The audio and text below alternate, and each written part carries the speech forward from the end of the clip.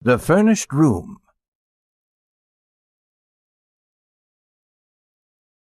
Restless, always moving, forever passing, like time itself, are most of the people who live in these old red houses. This is on New York's West Side. The people are homeless, yet they have 100 homes. They go from furnished room to furnished room. They are transients forever, transients in living place, transients in heart and mind. They sing the song Home Sweet Home, but they sing it without feeling what it means.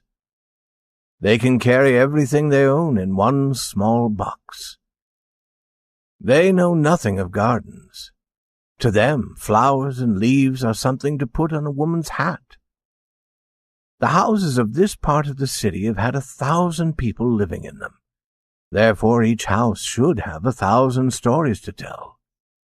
Perhaps most of these stories would not be interesting. But it would be strange if you did not feel in some of these houses that you were among people you could not see. The spirits of some who had lived and suffered there must surely remain, though their bodies had gone. One evening a young man appeared going from one to another of these big old houses, ringing the doorbell. At the 12th house, he put down the bag he carried. He cleaned the dust from his face. Then he touched the bell. It sounded far, far away, as if it were ringing deep underground. The woman who owned the house came to the door. The young man looked at her. He thought that she was like some fat, colorless, legless thing that had come up from a hole in the ground, hungrily hoping for something or someone to eat. He asked if there was a room that he could have for the night. "Come in," said the woman. Her voice was soft, but for some reason he did not like it. "I have the back room on the 3rd floor. Do you wish to look at it?" The young man followed her up. There was little light in the halls. He could not see where that light was coming from. The covering on the floor was old and ragged. There were places in the walls made, perhaps, to hold flowering plants. If this were true, the plants had died long before this evening. The air was bad. No flowers could have lived in it for long. "This is the room," said the lady in her soft, thick voice. "It's a nice room. Someone is usually living in it. I had some very nice people in it last summer. I had no trouble with them. They paid on time. The water is at the end of the hall. Sprouse and Mooney had the room for 3 months. You know them? Theater people. The gas is here. You see, there's plenty of space to hang your clothes. It's a room everyone likes. If you don't take it, someone else will take it soon." "Do you have many theater people living here?" asked the young man. "They come and they go. Many of my people work in the theater. Yes, sir. This is the part of the city where theater people live. They never stay long any place. They live in all the houses near here. They come and they go." The young man paid for the room for a week. He was going to stay there, he said, and rest. He counted out the money. The room was all ready, she said. He would find everything that he needed. As she moved away, he asked his question. He had asked it already 1,000 times. It was always there, waiting to be asked again. "A young girl, Eloise Vashner. Do you remember her? Has she ever been in this house? She would be singing in the theater, probably. A girl of mid-height, thin, with red gold hair, and a small dark spot on her face near her left eye. No, I don't remember the name. Theater people change names as often as they change their rooms. They come and they go. No, I don't remember that one." No. Always no. He had asked his question for 5 months, and the answer was always no. Every day he questioned men who knew theater people. Had she gone to them to ask for work? Every evening he went to the theaters. He went to the good theaters and to bad ones. Some were so bad that he was afraid to find her there. Yet he went to them, hoping. He who had loved her best had tried to find her. She had suddenly gone from her home. He was sure that this great city, this island, held her. But everything in the city was moving, restless. What was on top today was lost at the bottom tomorrow. The furnished room received the young man with a certain warmth, or it seemed to receive him warmly. It seemed to promise that here he could rest. There was a bed, and there were 2 chairs with ragged covers. Between the 2 windows there was a looking-glass about 12 inches wide. There were pictures on the walls. The young man sat down in a chair, while the room tried to tell him its history. The words it used were strange, not easy to understand, as if they were words of many distant foreign countries. There was a floor covering of many colors, like an island of flowers in the middle of the room. Dust lay all around it. There was a bright wallpaper on the wall. There was a fireplace. On the wall above it, some bright pieces of cloth were hanging. Perhaps they had been put there to add beauty to the room. This they did not do. And the pictures on the walls were pictures the young man had seen 100 times before in other furnished rooms. Here and there around the room were small objects forgotten by others who had used the room. There were pictures of theater people, something to hold flowers, but nothing valuable. One by one, the little signs grew clear. They showed the young man the others who had lived there before him. In front of the looking-glass there was a thin spot on the floor covering. It told him that women had been in the room. Small finger marks on the wall told of children trying to feel their way to sun and air. A larger spot on the wall made him think of someone, in anger, throwing something there. Across the looking-glass, some person had written the name Marie. It seemed to him that those who had lived in the furnished room had been angry with it, and had done all they could to hurt it. Perhaps their anger had been caused by the room's brightness and its coldness, for there was no true warmth in the room. There were cuts and holes in the chairs and in the walls. The bed was half broken. The floor cried out as if in pain when it was walked on. People, for a time, had called this room home, and yet they had hurt it. This was a fact not easy to believe, but perhaps it was, strangely, a deep love of home that was the cause. The people who had lived in the room perhaps never knew what a real home was, but they knew that this room was not a home. Therefore their deep anger rose up and made them strike out. The young man in the chair allowed these thoughts to move one by one, softly through his mind. At the same time, sounds and smells from other furnished rooms came into his room.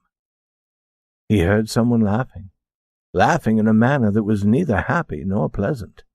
From other rooms he heard a woman talking too loudly. He heard people playing games for money. And he heard a woman singing to a baby. And he heard someone weeping. Above him there was music.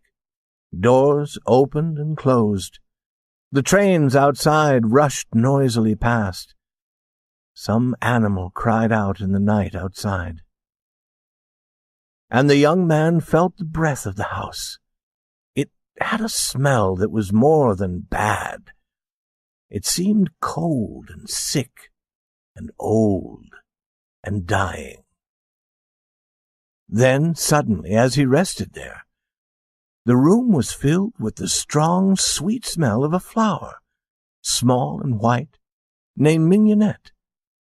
The smell came so surely and so strongly that it almost seemed like a living person entering the room. And the man cried out aloud, "What, dear?" as if he had been called. He jumped up and turned around. The rich smell was near and all around him. He opened his arms for it. For a moment he did not know where he was or what he was doing. How could anyone be called by a smell? Surely it must have been a sound. But could a sound have touched him? "She has been in this room," he cried, and he began to seek some sign of her. He knew that if he found any small thing that had belonged to her, he would know that it was hers. If she had only touched it, he would know it. This smell of flowers that was all around him, she had loved it and she had made it her own. Where did it come from? The room had been carelessly cleaned. He found many small things that women had left. Something to hold their hair in place, something to wear in the hair to make it more beautiful, a piece of cloth that smelled of another flower, a book. Nothing that had been hers. And he began to walk around the room like a dog hunting a wild animal. He looked in corners. He got down on his hands and knees to look at the floor. He wanted something that he could see. He could not realize that she was there, beside, around, against, within, above him, near to him, calling him. Then once again he felt the call. Once again he answered loudly, "Yes, dear," and turned wild-eyed to look at nothing. For he could not yet see the form and color and love and reaching arms that were there in the smell of white flowers. Oh God, where did the smell of flowers come from? Since when has a smell had a voice to call? So he wondered and went on seeking. He found many small things left by many who had used the room. But of her who may have been there, whose spirit seemed to be there, he found no sign. And then he thought of the owner. He ran from the room with its smell of flowers, going down and to a door where he could see a light. She came out.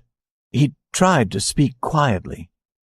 "Will you tell me," he asked her, "who was in my room before I came here?"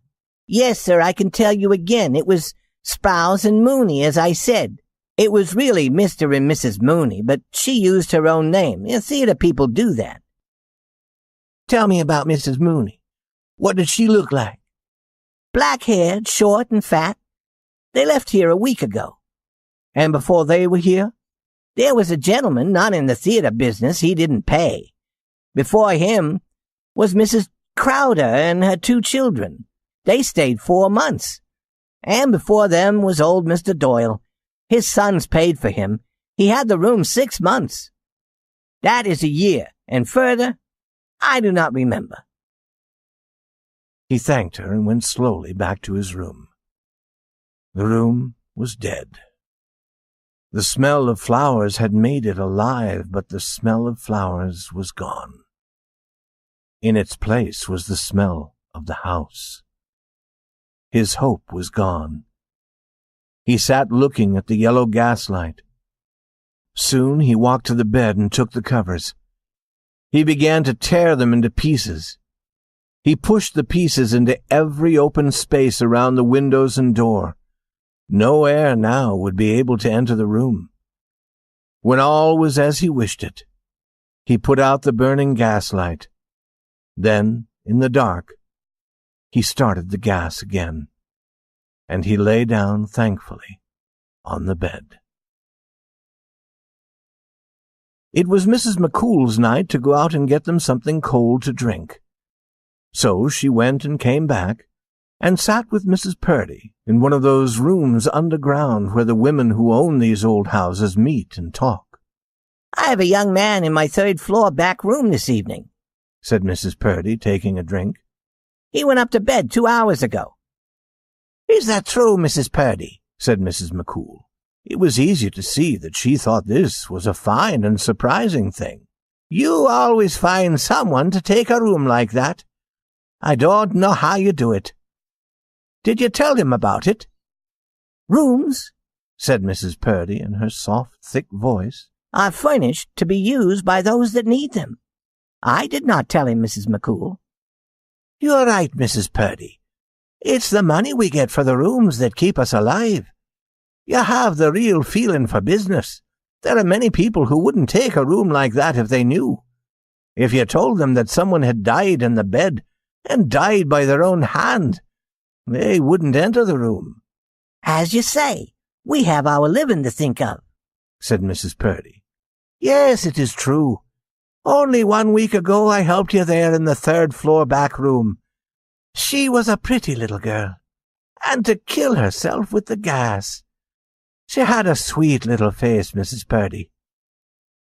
"She would have been called beautiful, as you say," said Mrs. Purdy, "except for that dark spot she had growing by her left eye. Do fill up your glass again, Mrs. McCool."